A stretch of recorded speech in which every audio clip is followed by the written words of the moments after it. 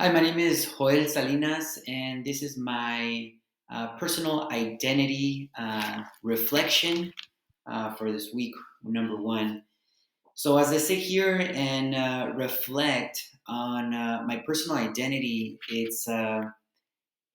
was kind of shocked to see the amount of information that I gathered um, on myself, and just sitting here reflecting of how big and deep this this web is, and I would want to call it an intricate web. So I'm going to start off by sections, but uh, my personal identity, my web is pretty big. It's pretty busy and intricate, and I think it becomes very intricate as the years go on and the person lives more. There's a lot more of those bubbles and directions going from one way to another. And what makes you you?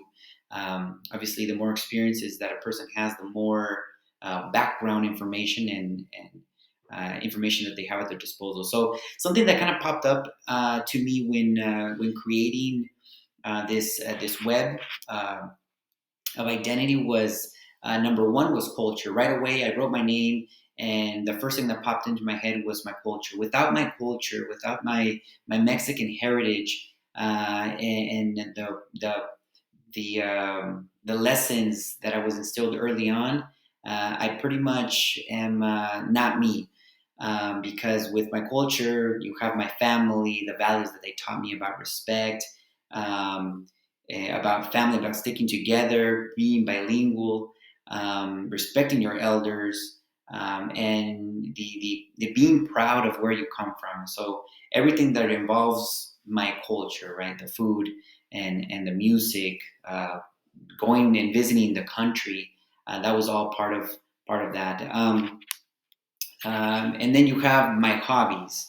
I'm a very I didn't realize it until I put it on paper, but I'm very active.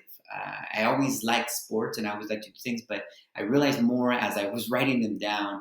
And another thing that popped up was education. Education was another big bubble that kind of stuck out like a sore thumb, because of the amount of education that I've gone through, and certificates and degrees that I've accumulated throughout my career.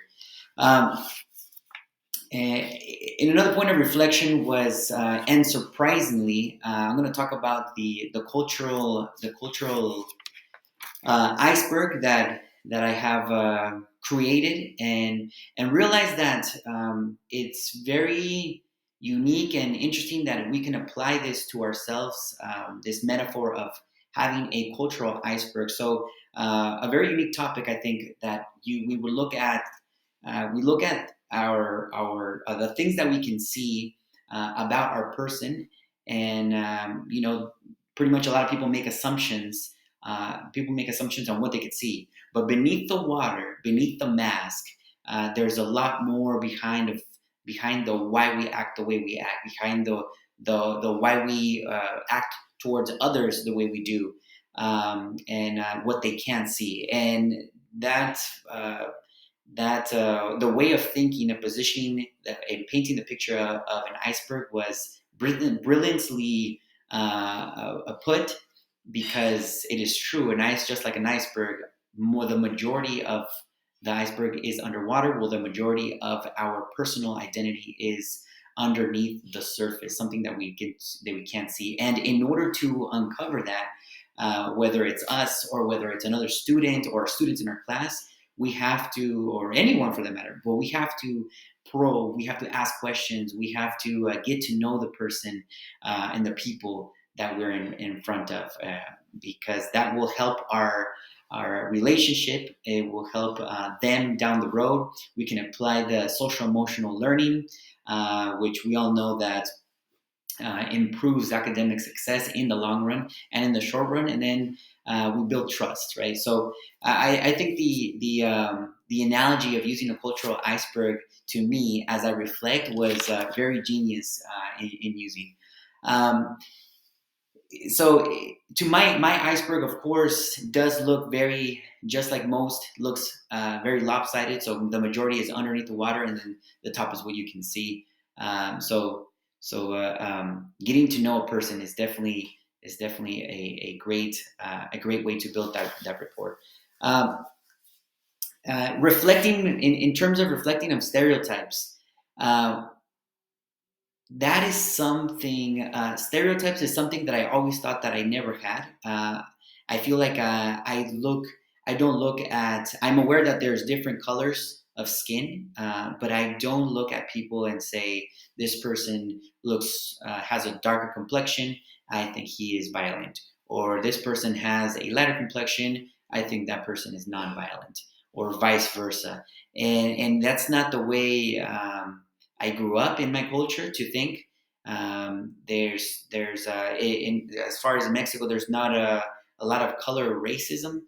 Um, but after taking the test of biased and then reading into stereotypes, I realized and came across that we all do have some kind of they uncovered our stereotypes, and mine was looking into the um, uh, it was more along the lines of how you talk to a person rather than how you looked. That was my bias that I uncovered with this self-analysis, and by knowing that, I believe that we are all better people. By us knowing that we all have some sort or some level of bias, we can become a better educator, a better friend, a better wife or husband, teacher, and everyone will be better off because we know our limits. We know where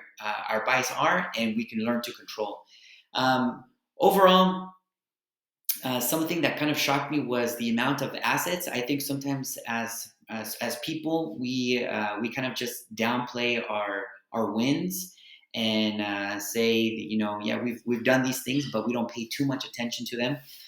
So after viewing my assets, I'm proud. I'm very proud to see my assets. I also see that how we compare that and with how we compare that with our needs, and how our needs have helped us produce wins in stressful situations that got us there.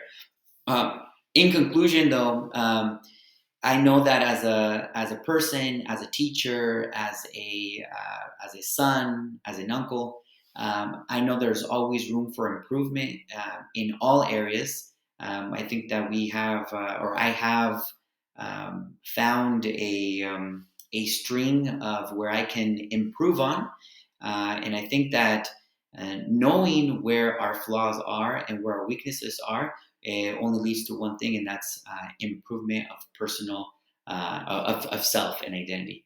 And that's it. Well, thank you so much. I hope you enjoyed my personal analysis. Thank you.